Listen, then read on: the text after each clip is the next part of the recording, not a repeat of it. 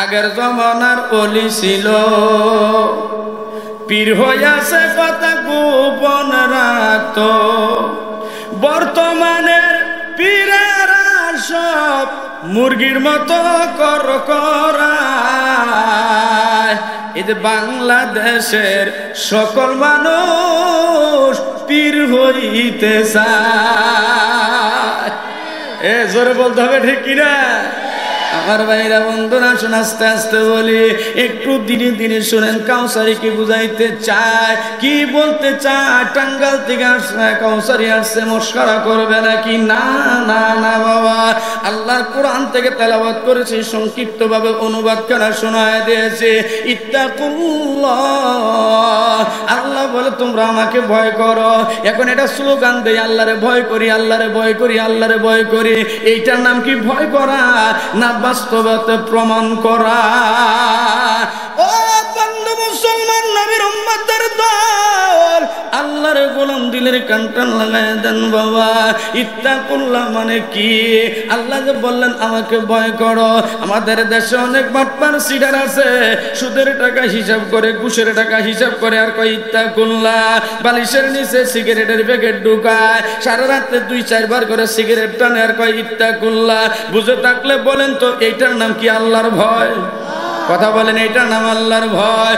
ও বন্ধু মুসলমান, গোটা জিন্দেগি ওয়াজ শোনা লাগবে না, সারা জীবন ওয়াজ শোনা লাগবে না।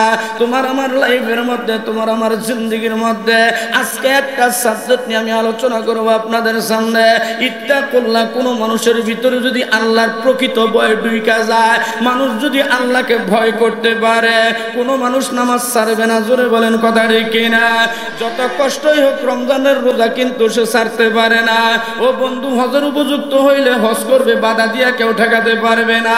যাকাত দেওয়ার উপযুক্ত হইলে যাকাত আদায় করবে, কেউ তাকে বাধা দিয়া বিরাতে পারবে না। ইত্তাকুল্লাহ, আল্লাহর ভয় অন্তরে না থাকার কারণে আজকে সমাজের মধ্যে, দেশের মধ্যে যত অপকর্ম হয়, ইত্তাকুল্লাহ আমাদের ভিতরে আল্লাহর ভয় না থাকার কারণে শেখ হাসিনার বাড়ির কাজের লোক 400 কোটি টাকার মালিক হয়। কথা কোন ঠিক কিনা? দুর্নীতি থাকবে না, সম্প্রীতি থাকবে না। দেশের মানুষ এত পরিশ্রম করে, ঠেলা গাড়ি চালায়, রিক্সা চালায়, বাবা কত মেহনত করে, পায়ের গাম মাটিতে বালাইয়া, কোন রকম বিবি বাল বাচ্চা নিয়ে, আমার দিকে তাকে আল্লাহ রাস্তা করেন না, কোন রকম বিবি বাল বাচ্চা নিয়ে সংসার চালায়। শেখ মুজিবুরের কন্যা শেখ হাসিনা কোটি কোটি কোটি কোটি টাকা খরচ করে এই দেশে বাবার মূর্তি তৈরি করে।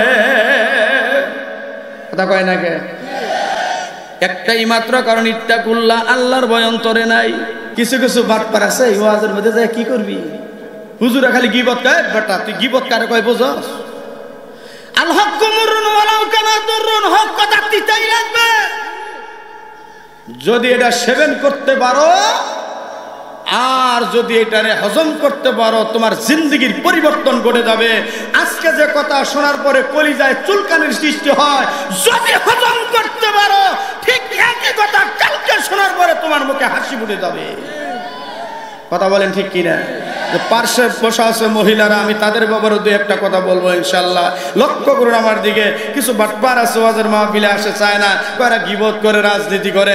রাজনীতি আমরা করবো না বেটা, তুই করবি। আমরা তো রাজনীতির মূল গাছ। কোরআন হলো রাজনীতির সবচাইতে বড় ডিকশনারি, সবচাইতে বড় পুস্তকের নাম রাজনীতির নাম হলো কোরআন। আমরা রাজনীতি করবো না, তুই করবি বেটা। আমরা হলাম নবীর ওয়ারিস। নবী রাজনীতি করেছে, মসজিদে নববীর মধ্যে বসে গোটা দেশ পরিচালিত করেছে, রাজনীতি করেছে হযরত আবু বকর, মদিনার রাজ্য পরিচালনা করেছে, রাজনীতি করেছে ওমর, অর্ধ পৃথিবী শাসন করেছে। রাজনীতি তো আমরাই করব। কথা কোন ঠিক না? ঠিক না? খারাপ লাগতেছে? ওরা রাস্তা দিয়ে ঘুরে আর কয় চল জায়গা, ও আসছে না, কি করবো? মৌলবীরা তো কইবই, আছে না নাই? বাড়ির থেকে আইসো শুনে যায়, দেখেন ওই বাজারের মধ্যে টুটু কোম্পানির ম্যানেজারি করতেছে। একবার এই দিক যায়, আবার ওই দিক যায়, টুটু কোম্পানির ম্যানেজার আছে না নাই? আমি তাদের ব্যাপারে মাঝে মধ্যে 2-1টা কথা বলবো আজকে আপনাদেরকে। এই বাটপাড়া সারা রাত জায়গা জায়গা ভাই কি বলে ক্রিকেট খেলা দেখে, বিশ্বকাপের ফুটবল খেলা দেখে, তখন কিন্তু কষ্ট হয় না, ঘুমও নষ্ট হয় না, সময় অপচয় হয় না, একেবারে চাতক পাখির মতো বসে রয়েছে। রাত 3:30টায় খেলা হবে, খেলা না দেখে বাড়িতে যাবে না। এই দল আছে না নাই? আমার কথা বুঝে থাকলে একটু জোরে সোরে জবাব দিবেন, আছে না নাই? তাদের ব্যাপারে আমি বলি, ওয়াজ মাহফিল হলে কোথাও যায় না রাত্র বেলা, রাত জাগিয়া দেখে ওরা ডিশ চ্যানেলের খেলা, আবার বিশ্বকাপের খেলা। আর জোরে কয় না কে? ওয়াজ মাহফিল হলে কোথাও যায় না রাত্র বেলা, রাত জাগিয়া দেখে ওরা ডিশ চ্যানেলের খেলা, আবার বিশ্বকাপের খেলা। কোথায় তাদের নামাজ কালাম নাই তো তাহা মনে, কোথায় তাদের নামাজ কালাম নাই তো তাহা মনে, কোন শয়তানের মুরিদরা আল্লাহই ভালো জানে। বুঝে থাকলে বলেন কথা ঠিক না? এ বন্ধু, গভীর মনোযোগ আমার দিকে তাকাবেন, ডাইনে বামে লক্ষ্য করবেন না বাবা। ইত্তাকুল্লাহ, আল্লাহর ভয় যদিও আমাদের অন্তরের মধ্যে ঢুকিয়া যায়, ও বন্ধু, কোনো মা বেপরদায় চলতে পারবে না, অর্ধলঙ্গ হইয়া রাস্তায় নামবে না। ইত্তাকুল্লাহ, আল্লাহর ভয় যদি অন্তরের মধ্যে ঢুকিয়া যায়, বুরকার মধ্যে নানান রকমের বাবারে জড়ি লাগাবে না। ও বন্ধুগণ, উড়না গলার মধ্যে থাকবে না। আমার ভাইরা, ইত্তাকুল্লাহ যদি অন্তরের মধ্যে আসিয়া যায়, কোনো মাকে বয়ান করে স্বামীর খেদমত শিখানো লাগবে না, পর্দা শিখানো লাগবে না, নামাজ শিখানো লাগবে না। আল্লাহর ভয় তাকে নামাজ পড়াবে, আল্লাহর ভয় তাকে গুনাহ থেকে বাঁচায় রাখবে। যার কারণে আজকে একটা সাবজেক্ট, আমি এমন সাবজেক্ট বেছে নিয়েছি, ও বন্ধুগণ, আল্লাহকে ভয় করো। তুমি আল্লাহকে ভয় করবা না, নামাজ পড়লেও লাভ নাই। আল্লাহকে ভয় করবা না, রোজা রাখলেও লাভ নাই। আল্লাহকে ভয় করবা না, দেখানো যদি হয়, বাবা মক্কা মদিনা গিয়া তওয়াফ করলে, জিয়ারত করলেও কোনো লাভ নাই। জোরে জোরে বলেন কথা ঠিক না? আমার ভাইরা, বন্ধুরা, দিলের কানটা লাগায় দেন বাবা। আমার ভাইরা, ইত্তাকুল্লাহ কাদের মধ্যে ছিল? আজকে আমাদের মধ্যে ইত্তাকুল্লাহ, আল্লাহর ভয় না থাকার কারণে চলে বলে কলা কৌশলে যদি কারো কাছ থেকে টাকা ধার নিতে পারে, ও বন্ধুগণ, ইসরাফিলের সিংহায় প্রথম অপেক্ষায় থাকে, লোকটার দেনা পরিশোধ করতে চায় না। আছে না নাই? ধার নিছে, দোকান থেকে বাকি নিছে বাবা, টাকা চাইছে, আক্রমণ শুরু হয়ে গেছে। কলার জাকি দিয়া কয়, বেটা চিনো দল ক্ষমতায়? কথা কয় না? এরকম জাকি দিছে না দেয় নাই? জারি দিছে না দেয় নাই? আল্লাহ কয়, কি জারি দিছে? পাঠার দল, আমার ধরা বড় শক্ত ধরা, গরিব বলে, দুর্বল বলে, পানাদারের দেনা তুই শোধ করলি না, আমার দরবারে আসতে হবে। আমি ইচ্ছা করলে আমার পাওনা তোরে মাফ করে দিতে পারি। বান্দার হক নষ্ট করে কবরে আসিস না। বান্দা যদি মাফ না করে রে গোলাম, আমি আল্লাহ তোরে মাফ করব না। এইরকম মানুষ, এই চরিত্রের মানুষ সমাজে আছে না নাই? কথা বলেন, আছে না নাই? ইত্তাকুল্লাহ কারে কয় বন্ধু? লক্ষ্য করেন, মদিনার থেকে 350 মাইল দূরে এক মুসলমান যুবকের বাড়ি, খলিফাতুল মুসলিমিন, অর্ধ পৃথিবীর খলিফা, মদিনার রাষ্ট্রপ্রধান, নাম হলো তার ওমর, ওমর ইবনুল খাত্তাবের জমানা। 350 মাইল থেকে যুবক, মুসলিম যুবক রওনা করেছে মদিনার দিকে। বাবা ঘোড়ার পৃষ্ঠে সওয়ার হইছে, আল্লাহর নবীর রওজাটা জিয়ারত করবে। হযরত ওমরের পিছনে মসজিদে নববীতে নামাজ আদায় করবে। একটু জোরে জোরে কি বলা যাবে? মারহাবা। মদিনার দিকে রওনা করেছে বাবা। ওই যে গোয়ালবাতান থেকে যোগনাথগঞ্জ ঘাট নয়, স্থল থেকে যোগনাথগঞ্জ ঘাট নয়, মদিনার জমিন থেকে বাবা, মসজিদ নববী থেকে 350 মাইল দূরের থেকে যুবক রওনা করেছে। চলতেছে চলতেছে চলতেছে, যাইতে যাইতে যাইতে মোটামুটি মদিনার বাউন্ডারির কাছেই চলিয়া গেছে। যুবক পেরেশান হইয়া গেছে, ঘোড়া ঘোড়ার পাওয়ার সামনে চলে না। যুবক বুঝতে পেরেছে, যুবক মনে মনে চিন্তা করে লম্বা রাস্তা সফর করে আসলাম, আমি একটা গাছের নিচে একটু আরাম করি, বিশ্রাম করি, এই সুযোগটা আমার ঘোড়াটাও একটু বিশ্রাম হয়ে যায়। ঘোড়াটা খেজুর গাছের লগে বাইদা যুবক বন্ধুরে খেজুর গাছের ছায়ার নিচে যেই মাত্র শুইছে, শুইতে না শুইতে যুবক ঘুমায় গেছে। আমার দিকে লক্ষ্য করেন, ইত্তাকুল্লাহ কাকে বলে? বাইরা আমার বন্ধুরা, লম্বা সফর করেছে যুবক, সফরের জিন্দেগি রশিটা ভালো ছিল না, ক্ষুধার্ত ঘোড়া রশিটা ছিঁড়ে বাবা একটা খেজুরের চারার বাগানে ঢুইকা গেছে। ঘাসগুলি খাইতেছে, চারাগুলি পাড়াইতে পাড়াইতে নষ্ট হয়ে গেছে। ওই খেজুরের চারার বাগানের মালিক ছিল একজন বৃদ্ধ লোক। আস্তে আস্তে আস্তে আস্তে বাবারে যেই মাত্র খেজুরের বাগানের মধ্যে ঢুকে গেছে, লক্ষ্য করে দেখে একটা ঘোড়া তার খেজুরের চারাগুলা নষ্ট করে ফেলেছে। অনেক চারা নষ্ট হয়ে গেছে। বৃদ্ধ লোক বুড়া মানুষটা বাবা কাটা কাটা একটা পাথর হাতে লইয়া যেই মাত্র ঘোড়ার দিকে নিক্ষেপ করেছে, ঘোড়ার কপাল বরাবর যখন লেগে গেল, আমার বন্ধুগণ ঘোড়ার কপালটা বেড়ে গিয়া রক্তক্ষরণ হইতে হইতে ঘোড়াটা বাগানের মধ্যে মরে গেছে। এইবার বুড়া আফসোস করে, হারে কার জানো ঘোড়া আমি মেরে ফেললাম, আসলে তো মেরে ফেলার ইচ্ছা আমার ছিল না, কেন পাথর দিয়ে আঘাত করলাম, কার জানো এরকম একটা জন্তু আমি মেরে ফেললাম, আমি কি জবাব দিব? বুড়া ওই ঘোড়ার কাছ থেকে যায় না, জায়গায় দাঁড়ায় আছে, দেখি তো ঘোড়ার মালিক আসে কিনা, তার কাছে ক্ষমা চাবো, মাফ চাবো। আল্লাহর ভয় যদি অন্তরের মধ্যে থাকে রে মুসলমান, ওই ব্যক্তি গুনাহ লইয়া কবরে যাইতে পারে না। কথা বলেন ঠিক কিনা? আল্লাহর ভয় করলাম অন্তরে নাই, এই জন্য ক্ষমতায় আজীবন থাকার জন্য আয়না ঘর হয়। কথা কয় না কেরা? আমি কি অবাস্তব কিছু বলতেছি? আপনার কি ভয়? আমি বলতেছি ভয় তো আমার থাকার কথা। এই যে ইউটিউবে চলে যাচ্ছে কথাগুলা, বাপের বেটা থাকলে প্রতিবাদ করো। বাংলাদেশের মানুষগুলিকে জিম্মি শুধু করা হয় নাই, নির্মম ভাবে সহজ সরল মানুষদেরকে, যারাই বাস্তব কথা বলেছে, যারাই হক কথা বলেছে, তাদেরকে রাতের আধারে চক্ক বাজে তাদেরকে আয়না করে নিয়ে গুম করা হয়েছে।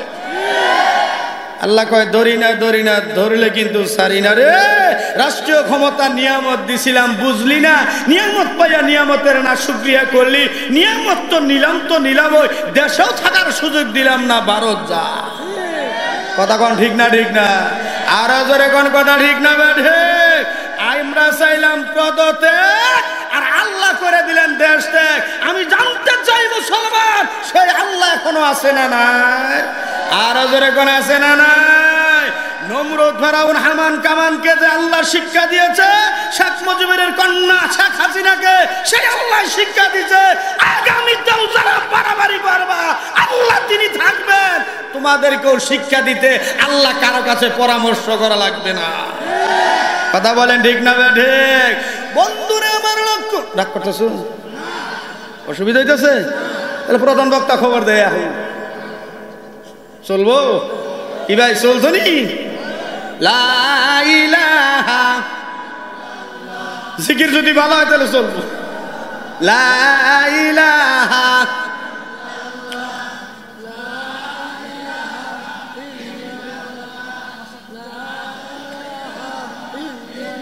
একসাথে লা ইলাহা,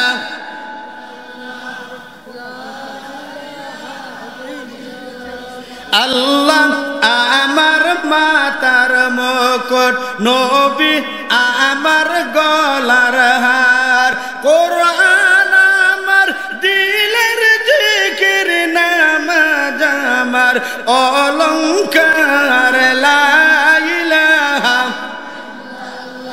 লা ইলাহা ইল্লাল্লাহ মুহাম্মাদুর রাসূলুল্লাহ সাল্লাল্লাহু আলাইহি ওয়াসাল্লাম। বুড়া বাবা দাঁড়ায় রয়েছে, ঘোড়ার মালিক যুবক ঘুম থেকে সোজা হইয়া দেখে ঘোড়া নাই। তালাশ করতে করতে খেজুরের বাগানের দিকে লক্ষ্য করেছে, দেখে ঘোড়া মরে জমিনের মধ্যে পড়ে রয়েছে। পার্শ্বে একটা বুড়া দাঁড়ায় আছে। ও গো চাচা, ও বাবাজি, আমার ঘোড়া কেমনে মরলো? আমার ঘোড়াকে কেউ আঘাত করেছে নাকি? মুরব্বী ডাক দেয়, কয় বাবা ভাতিজা, এই যে তোমার ঘোড়া আমার খেজুরের চারাগুলি পাড়াইয়া নষ্ট করে ফেলেছে। আমি তো তারাবার জন্য একটা পাথর মেরেছিলাম, কপালের মধ্যে লাইগা রক্তক্ষরণ হইয়া তোমার ঘোড়া মারা গেছে বাবা, আমি এই জন্য দাঁড়ায় আছে। ও বন্ধুগণ, সফর করে আসছে, পেটের মধ্যে ক্ষুধা, ক্ষুধা থাকলে একটু রাগ ওঠে কি ওঠে না? কথা কয় না, রাগ ওঠে কি ওঠে না? কলিজার টুকরা নাতি, দাদা একটা মুহূর্ত নাতিকে না দেখলে বাসে না, যেখানে যায় সেখানে নাতির সঙ্গে লইয়া যায়। কিন্তু আমরা দেখি যে রমজান মাস যখন আসে, জোহরের নামাজ পড়ার পরে দাদা মসজিদে গড়াগড়ি করে, প্রাণের কলিজার টুকরা নাতি আইসা যখন ডাক দেয়, দাদা ধমক দিয়া কয়, নাতি জলদি করে এখান থেকে সর, আমার মেজাজ ভালো না। কেন কয়? পেটের মধ্যে ক্ষুধা আছে, এখন আর মিঠা কথা ভালো লাগে না। যুবকের রূপে রাগ, যুবক একটু প্রহার করছে, বাবা আঘাত করছে, সাথে সাথে বুড়া মানুষ তো সাথে সাথে জমিনের মধ্যে পয়রা মারা গেছে। এবার বন্ধুগণ যুবক কয়, হ্যাঁ হ্যাঁ আমি করলাম কি? একটা মানুষকে আমি হত্যা করে ফেললাম, আমি তো দোষী অপরাধী। এখন আমি কি করি? এই ব্যক্তিকে তো রাইখা যাওয়া যাবে না, আমি তো অপরাধী হয়ে গেলাম, গুনাহ লইয়া তো আমি জান কবরে যাইতে পারবো না। যুবক অপেক্ষায় আছে। ইত্তাকুল্লাহ কাকে বলে? দক্ষ করুন বাবা। যুবক দাঁড়ায় আছে, বৃদ্ধ লোকটার দুইটা সন্তান, সন্ধ্যা হয়ে যাচ্ছে, বাবা আসে না। কেরে বাবা কই গেছে? বৃদ্ধা মানুষ আসে না কেন? ঘুরতে ঘুরতে ঘুরতে ঘুরতে আসছে বাবা খেজুরের বাগানে, আইসা দেখে বাবা নাই নাই, বাবা দুনিয়াতে জিন্দা নাই। যুবককে ডাকতে বলে, যুবক রে আমার বাবার এই অবস্থা কেন? যুবক যখন বাবা বর্ণনা দিয়েছে, যুবককে ডাক দিয়ে আমার বাবাকে মেরে ফেলেছ, তোমাকে ছাড়া যাবে না, তোমার মামলা হবে উমরের দরবারে। কার দরবারে? কথা কয় নাই। ন্যায় বিচারক হযরত ওমরের মতো বিচারপতি যদি বাংলাদেশে থাকতো, ওমরের মতো বিচার শাসন ব্যবস্থা যদি বাংলাদেশে হতো, আল্লাহর কসম করে বলতে পারে, কাউসারি টেকনাফ থেকে তেতুলিয়া, রূপসা থেকে পাথরিয়া, সুন্দরবন থেকে বান্দরবন পর্যন্ত একটা ফকিরও না খায়া থাকতো না। কথা বলেন ঠিক কিনা? ও বন্ধু মুসলমান লক্ষ্য করেন, উমরের দরবারে বিচারের নালিশ দায়ের করেছে, বিচার দিয়েছে। হযরত ওমর ডাক দেয়া কয়, যুবক ঘটনা সত্য? বলে হ্যাঁ ঘটনা সত্য, ঘটনা তো এইভাবে ঘটে গেছে। ওমর ডাক দেয়া কয়, যুবক রে তুমি তার বাবাকে মেরে ফেলেছ, কতল করে ফেলেছ, হত্যা করে ফেলেছ, হত্যার পরিবর্তে হত্যা, তোমাকেও তো জীবন দেওয়া লাগবে। বিচার হয়েছে ওমরের আদালতে, হেলো কইয়া টেলিফোন লাগাইয়া আসামি বাঁচানো যাবে না। ঠিক কি ঠিক না? জোরে কর। এই দেশের কদু চুরের বিচার হইল, জোতা চোরের বিচার হইল, পেটের দায়ে লাউ চুরি করছে, মামলা হয়েছে 14 শিখের ভিতরে যায়, বছরের বছর বছরের পর বছর মামলার মধ্যে পড়ে থাকে। কিন্তু কোটি কোটি টাকা শিক্ষিত চোখ যারা ওই বিদেশে পাচার করলো, 16 বছর তাদের বিচার হয় না। ঠিক না? ঠিক না? দলের কোন লোক ধরা বললে শুধুমাত্র একটা রিবন, হ্যালো জি স্যার, এই মিয়া জানো না বুঝো না, আমার দলের লোক সাইডা দেবে না, মোবাইল করতে দেরি হয়েছে, আসামি বাড়িতে হাসি। কথা কন না, সত্য না মিথ্যা? হযরত ওমর বলে, হেলো কইয়া এখান থেকে কাউকে বাঁচানো যাবে না, আগামী শুক্রবার জুমার নামাজের পরে তোমাকে কতল করা হবে। এই বিচার যখন রায় হয়ে গেছে, মদিনার সমস্ত সাহাবীরা কান্না শুরু করে দিয়েছে। ওমর ডাক দিয়ে বলে, যুবক তুমি তো তোমার উদ্দেশ্য নিয়ে আসছিলা, কেন বুড়া ব্যক্তিকে তুমি হত্যা করলা, কেন তারে মেরে ফেললা? যুবকের উপর যখন রায় হয়ে গেছে, যুবক ডাক দিয়ে কয়, খলিফাতুল মুসলিমিন ওমর, ওগো নবীর সাহাবী, আমি হত্যার বদলে হত্যা হয়ে যাব, এতে আমার কোনো আপত্তি নাই, তবে আপনার কাছে আমি একটু সময় চাই। আমার দেশে একটা ইহুদির দোকান থেকে আমি বাকি খাই গো হুজুর, আমি কিছু দেনা আছি আমার কাছে, সে কিছু পাওনা আছে, আগামী শুক্রবার জুমার নামাজ পর্যন্ত আমার সময় দেন, ইহুদির পানাটা দেনাটা আমি পরিশোধ করে আসে। এখন যদি আমাকে কতল হতে হয়, দুনিয়া থেকে যদি বিদায় নিতে হয়, ওই ইহুদি সারাদিন সারা জিন্দেগি শুধু মুসলমান মুসলমানদের বদনাম করবে, মুসলমানদের জন্য গীবত করবে, ইসলামকে কটাক্ষ করবে, আমাদের চরিত্র নিবে। আমাকে একটু সময় দেন, আমি আমার দানাটা পরিশোধ করে আসে। হযরত ওমর কয়, যুবক আমি তো তোমারে একা যাইতে দিতে পারি না, এখান থেকে লোক পাঠাবো এটাও তো সম্ভব না। তুমি যদি গিয়া না আসো, রায় হয়ে গেছে হত্যার পরিবর্তে হত্যা, আল কাতলু বিল কাতল, কতলের পরিবর্তে কতল। তুমি বুড়া ব্যক্তিকে মেরে ফেলেছ, তোমাকেও মেরে ফেলা হবে। আমি তো এইভাবে তোমাকে যাইতে দিতে পারি না। মদিনাতে তোমার কোনো আত্মীয় স্বজন আছে নাকি? তোমার পরিচিত কোনো লোক আছে কি নাকি? তোমার পক্ষ থেকে জিম্মাদারি যদি গ্রহণ করে, আমি যাইতে দিতে পারি না, হয় পারি না। ডাইনে তাকায়, বামে তাকায়, সামনের পরে তাকায়, আপনজন বলতে কেউ নাই। 350 মাইল দূর, বন্ধু বান্ধব পরিচয় কেউ নাই। ও বন্ধুগণ, যুবক এবার মহাবিপদে, যুবক চোখের পানি ফেলাইয়া কান্দে। ওই দরবারের মধ্যে একজন সাহাবী ছিল, তার নাম হলো আবু যর গিফারি। একটু জোরে কন্যা সুবহানাল্লাহ। নরম দিলের মানুষ হযরত আবু যর গিফারি এমন ভাবে আল্লাহর কাছে কবুল হয়ে গেছে। আল্লাহর নবী মসজিদের সম্মুখে বসা, হযরত জিবরাইল আইসা আবু যর গিফারিকে আঙ্গুলের ইশারায় দেখায়, ওগো নবীজি, ওই যে একজন সাহাবী আসতেছে, সাহাবীকে আপনি চিনেন নাকি?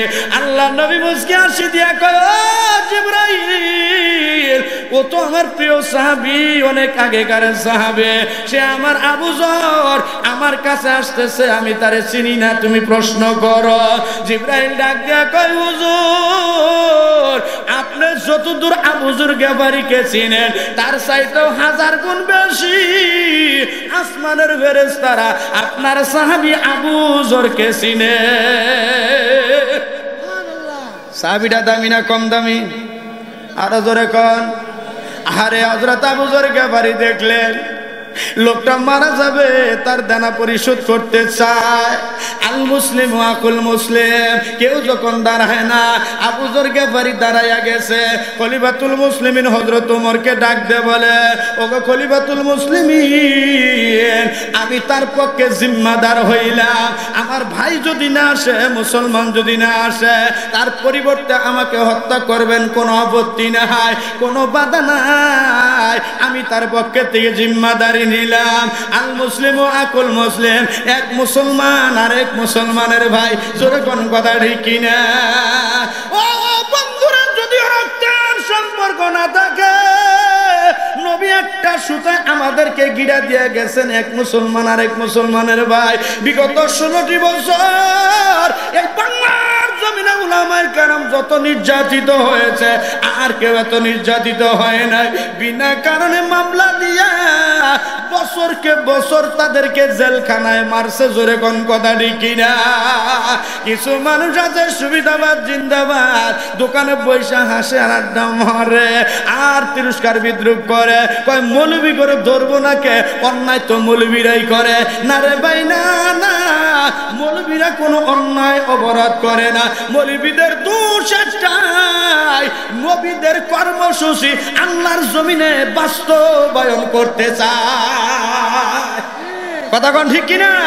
এর ছাড়া আর কোনো কাম না, এর ছাড়া আর কোনো উদ্দেশ্য মৌলবীদের নাই। মৌলবীদের কাজ একটাই, উলামায়ে কেরামের কাজ একটাই, তোরে ডাইকা ডাইকা জাহান্নামের রাস্তা থেকে ফিরাইয়া ফিরাইয়া আল্লাহর জান্নাতের পথের পথিক বানাইতে চায়। কথা ঠিক না? বা ঠিক? আবু যর গিফারি দাঁড়ায় গেছে। বন্ধুরে, এই লোকটারে যখন ছুটি দিল, মুক্তি দিল, যাইব শুক্রবার দিন জুমার নামাজের সময় চলে আসব। আমার ভাইরা বন্ধুরা, জুমার নামাজের দিন ধার্য হয়ে গেল, শুক্রবার এসে গেল, নামাজ হয়ে গেছে, লোকটার কোনো খবর নাই। ইত্তাকুল্লাহ কারে কয়? আমার দিকে খেলাছে? এ ভাই, খেলাছে? ইত্তাকুল্লাহ, আল্লাহর ভয় কাকে বলে? আবু যর গিফারি তাকায়া দেখে নাই, লোকটার কোনো খবর নাই। সবাই তাকায় আছে রাস্তার দিকে, চাতক পাখির মতো।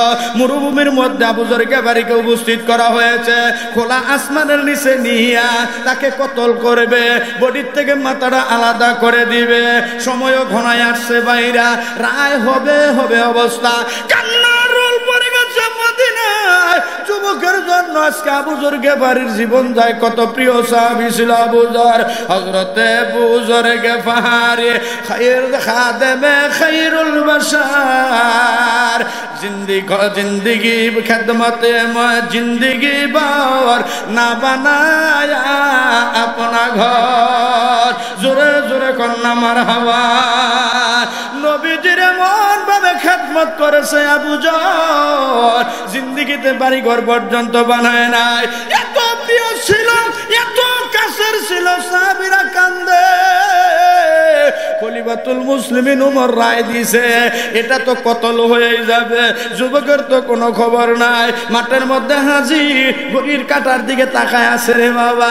ইন দি মিন টাইমে লক্ষ্য করে দেখে মরুভূমির মধ্যে বালু উঠতেছে, কে জানো বালু উড়াইয়া আসতেছে।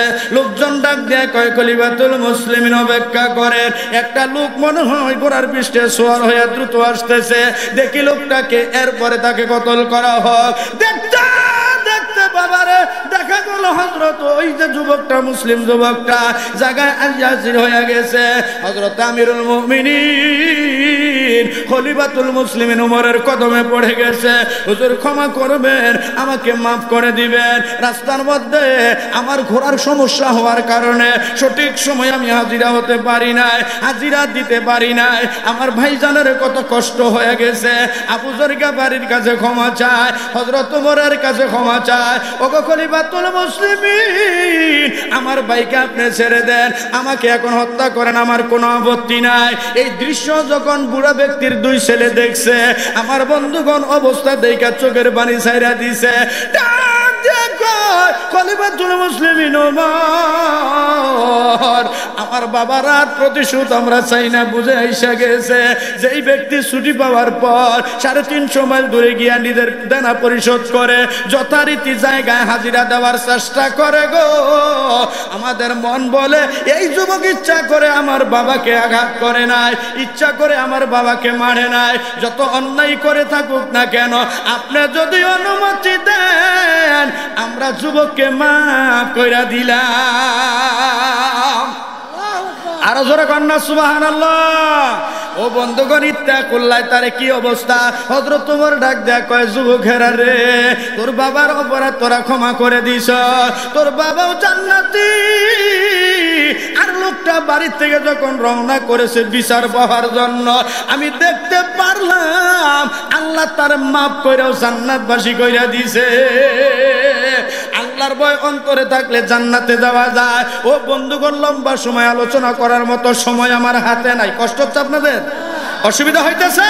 পিছনে প্রধান বক্তা আছে, বৃহৎ একটা কাজ আমার হাতে রয়ে গেছে। লক্ষ্য করে ইত্তাকুল্লাহ কারে কয়? 1 নম্বর, 2 নম্বর বাবা নবীজির একজন সাহাবী, নাম হলো তালহা। নাম কি জোরে কন? আরো জোরে কন। নাম হলো তালহা। হযরতে তালহা ছিলেন গরিব মানুষ বাবা, দিন মজুরের কাজ করতো বাবা, মানুষের বাড়ি কাজ করে করে আইসা নিজের পরিবারটা চালাইতো। মাঝে মধ্যে নবীজির দরবারে গিয়া আল্লাহর নবীর সুন্দর চেহারা খানা দেখতো। জোরে কন্যা সুবহানাল্লাহ। নবীজির চেহারার দিকে তাকাইলে কলিজা ঠান্ডা হয়ে যায়, চোখটা শীতল হয়ে যায়, ক্ষুধার্ত মানুষগুলির পেট ভরিয়া যায়। হযরতে তালহা সংসারী চাপের কারণে, সাংসারিক চাপের কারণে কয়েকদিন আল্লাহর নবীর দরবারে যাইতে পারে নাই। আল্লাহর নবী ডাক দেয়া কয়, আবু বকর, ওমর, ওসমান, আমার তালহা কেন আমার দরবারে আসে না? আজকে কয়েকটা দিন হয়ে গেল, আমি তো আমার তালহার চেহারা দেখতে পারি না। জোরে কোন সুবহানাল্লাহ। আদর্শ কাকে বলে লক্ষ্য করেন। এই সাথে একটা আদর্শের কথা শুনে রাখেন। এই আদর্শ যদি আমাদের নেতার কাছে থাকতো, আমাদের নেত্রীদের কাছে থাকতো, ও বাবা, চেয়ার লইয়া টানা টানি করা লাগতো না। কথা কোন ঠিক কিনা? জনগণ তারে খুঁজতো। আজকে জনগণ খোঁজে না, হেরা নিজেরাই জোর করে কয় ভোট দিলে আবি নইলে আবি নে। বুঝে নাই? কথা কয় না? নির্বাচনের সময় কইছে না মাইকে কথা কই মজা হলে কিচ্ছু জানতেছে না আমার মতো আমরা একটু মায়াও লাগে না কইদা কইদা কর লাগতে যে দূরে দিয়ে আওয়াজ ভালো দিবে লক্ষ্য অসুবিধা হইতেছে ভাই এই দরদ আমাদের দেশের নেতাদের মধ্যে আছে কথা কেন আছে না আমার ঘরে পাম্পিং দিয়ে যদি খালি একবার নিবার পারে যাওয়ার পরে খালি আর কালা বাস দেয় কথা কেন ঠিক কিনা বয়স তো আমার 46 বছর বোন আমি তো দেখলাম এরশাদ সরকারের আমল থেকে আমি দেখতেছি আমি তো একবারে কাঁচা বলা না ট্রাক্টর থেকে তেতুলিয়া পর্যন্ত দৌড়াই কত নেতা যে কত ওয়াদা দেয় একটার এগুলো আমি এত ওয়াদা যে দেন এগুলা কি পরে পুরা করা যাবে কয় হুজুর এগুলো আপনারা বুঝবেন না এগুলো ওয়াদা দেওয়ার লাগে পুরা করার লাগে না পাটপার নাম্বার 1 কথা কন ঠিক না ওয়াদা দিয়া ওয়াদা পূরণ না করলে মুনাফেক হইতে হয় এটা মুনাফেকের আলামত খবর নাই কথা কন ঠিক না বন্ধুরা আমার লক্ষ্য করুন ভাইরা আল্লাহর নবী ডাক দেয়া বলো সাহাবীরা চলো আমি আবু তালহার বাড়িতে যাব আবু তালহাকে দেখার জন্য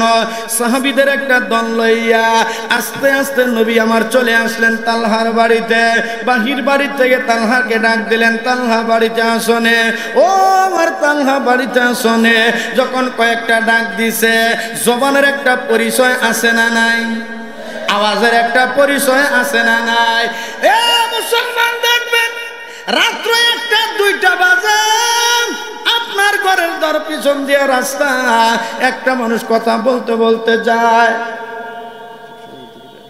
হ্যাঁ কেন গেতাছি স্টেশন ছাড়া গাড়ি থামানো যাবে না কথা কোন ঠিক কিনে স্টেশন ছাড়া গাড়ি থামাইলে ওইটা লোকাল ঠিক না বেঠে জুলুম যাতাই করেন আগে হাল পাবো মই দেবো তারপরে জ্বালা ফেলাম এর আগে জুলুম করে কোনো লাভ নাই কথা কন ঠিক না বেঠে আমার ভাইরা জবানের একটা পরিচয় আছে না নাই আল্লাহ নবীর আওয়াজ পাই আবু তালহা দৌড় দিয়ে বের হইছে আয়েশা দেখে বিশ্ব নবী রাহমাতুল লিল আলামিন তার বাড়িতে হাজির পৃথিবীতে নয় গোটা সৃষ্টি জগতের মধ্যে আল্লাহ নবীর চাইতে বড় মেহমান আর কেউ নাই আবু তালহার পানি সমাতে নাই জলিল কদর সাহাবী আবু বকর উসমান আলী আর অন্যান্য সাহাবায়ে কেরামকে লইয়া আবু তালহার বাড়িতে নবী আমার আয়েশা হাজির হইয়া গেছে আল্লাহর নবী ডাক দেয়া কয় বাবা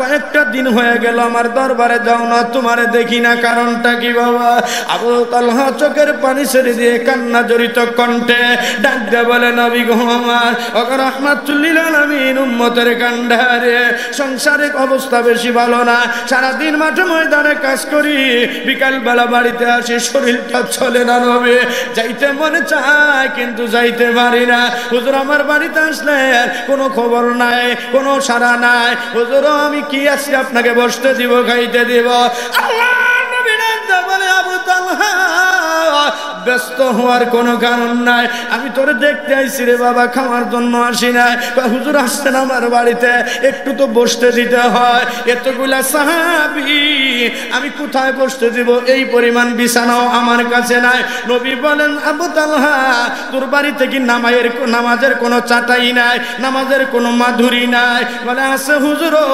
বলে সেইটাই বের করে নিয়ে আসো খেজুরের বাগানের দেখ খেজুরের পাতা দিয়ে একটা নামাজের মুসাল্লা বানাইছে ছোট্ট করে একটা মাধুরী বানাইছে চাটাই বানাইছে ও বন্ধুগণ 2.5 পেসের চাটাই আবু তালহা নিয়ে আসছে আল্লাহর নবীর সামনে আল্লাহর নবী ডাক দেয়া আবু তালহা আমি এক মাথায় ধরলাম আর অপর মাথার মধ্যে দইরা তুই টান দে তোর কোনো টেনশন করা লাগবে না কিতাবের মধ্যে লেখা হয় যেই মাত্র নবীর হাতে সওয়াব পেয়েছে টাচ পেয়েছে বরকত জারি হয়ে গেছে এই যে আবু তালহা টানতেছে 2.5 পেসের চাটাই শুধু লম্বাই হয় যত মানুষ গেছে বাবা এক চাটার মধ্যে বৈশাও আরো 2 দিকে জায়গা বাকি আছে আরো ধরে কন্যা সুবহানাল্লাহ সবাই বৈশা গেছে কিন্তু বন্ধুগণ বিচক্ষণ সাহাবী হযরত ওমর কিন্তু বসে নাই, আবু তালহার ঘরের পাশ দিয়ে হাঁটাহাঁটি করে। লক্ষ্য করে শুনে কচি কণ্ঠে একটা বাচ্চার কান্না শোনা যায়, বাবা গো বন্ধন ছেড়ে দাও, মা গো বন্ধন ছেড়ে দাও, আর কুলাইতে পারি না। একেবারে কচি বাচ্চার কণ্ঠে আওয়াজ আসতেছে। হযরত ওমর আওয়াজ শুনে সহ্য করতে পারলেন না, নবীজির দরবারে এসে নবীজির সামনে এসে কয়, ইয়া রাসূলুল্লাহ, ইয়া হাবিবাল্লাহ, আবু তালহাকে আপনি পরে যা কিছু জিজ্ঞাসা করেন পরে করবেন, আগে জিজ্ঞাসা করেন বাড়ির ভিতরে কচি বাচ্চা কান্না করে কেন? এমন ভাবে কান্না করে গো নবীজি, আমার কলিজা যেন চৌচির হয়ে যাচ্ছে। নবী আপনি শুনলে সহ্য করতে পারবেন না। আল্লাহ নবী ডাক দেয়া, আবু তালহা তোমার বাড়িতে বাচ্চা কান্নাকাটি করে কেন? যাও বাড়ির ভিতরে যাও, আমি পরিদর্শন করবো, আমি দেখতে চাই। আবু তালহা আগে ভিতরে যায়, আল্লাহ নবী সাহাবীদেরকে লইয়া বাবা ভিতরে প্রবেশ করছে। লক্ষ্য কইরা দেখে দরজার বাবা কপাটের সাথে এমন ভাবে 5 বছরের একটা বাচ্চা, ছোট বাচ্চা, মাসুম বাচ্চাকে বেঁধে রাখছে, রশির দাগ পড়ে গেছে শরীরের মধ্যে। বাচ্চাটা বাবা বাবা বলে কান্দে, মা মা বলে কান্দে, কিন্তু তার হাতের বন্ধন ছেড়ে দেয় না। অবস্থা দেখে আল্লাহ নবী চোখের পানি আর ধরে রাখতে পারলেন না, নবীজির চোখে পানি আইসা গেছে। ডাকতে বলে, আবু তালহা কারণটা কি? এই ছোট্ট বাচ্চার উপরে তো জুলুম কেন, নির্যাতন কেন? আবু তালহা কান্দে আর কয়, নবীজি এটা জুলুম করার লক্ষ্যে আমি তারে বেঁধে রাখি না। ইয়া রাসূলুল্লাহ, আপনাকে বাহির বাড়ি বসতে দিয়েছিলাম, আপনি কেন করে দেখেছেন মাথার উপরে একটা খেজুর গাছ? নবী বলে, হ্যাঁ আমি দেখেছি একটা খেজুর গাছ। আবু তালহা বলে, হুজুর এই খেজুর গাছের মালিক আমি না, এই খেজুর গাছের মালিক হলো একটা ইহুদি। ওই ইহুদির খেজুর গাছ থেকে পাকা ধরা খেজুরগুলি যখন আমার সীমানায় পড়ে, আমার এই বাচ্চাটা দৌড়াইয়া যায়, খেজুরগুলা কুড়াইয়া মুখের মধ্যে দেয়। ইহুদি আইসা আমার ছেলেরে গালি দেয়, কষ্ট লাগে না? আমারে গালি দেয়, কষ্ট লাগে না? আমার বাবারে গালি দেয়, কষ্ট লাগে না? আমার মারে গালি দেয়, কষ্ট লাগে না? কিন্তু ইহুদি আইসা যখন ইসলাম এবং নবীরে গালি দেয়, তখন আবু তালহা সহ্য করতে পারে না। ইত্তাকুল্লাহ।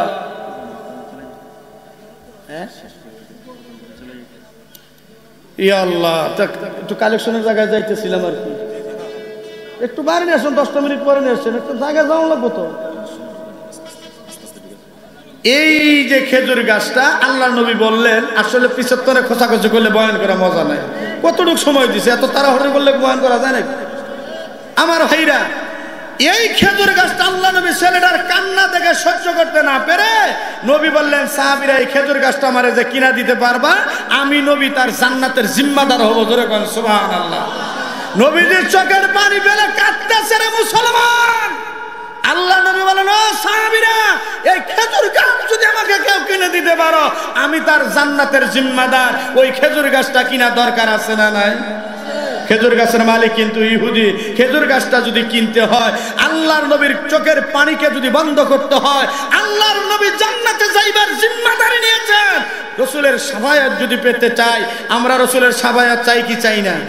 জোরে বলেন, চাই কি চাই না? কে কে চাই হাত তুলে দেখান, হাত তুলে দেখা। লিল্লাহে তাকবীর, লিল্লাহ তাকবীর। আমার ভাইরা, খেজুর গাছটা কিনতে হবে, রসুলকে আমরা হাদিয়া দিব। রসুলের চোখের পানিকে আমরা বন্ধ করতে চাই। এতগুলি মানুষের মধ্যে, এই হাজার হাজার জনতার মধ্যে আমি বন্ধুগণ এই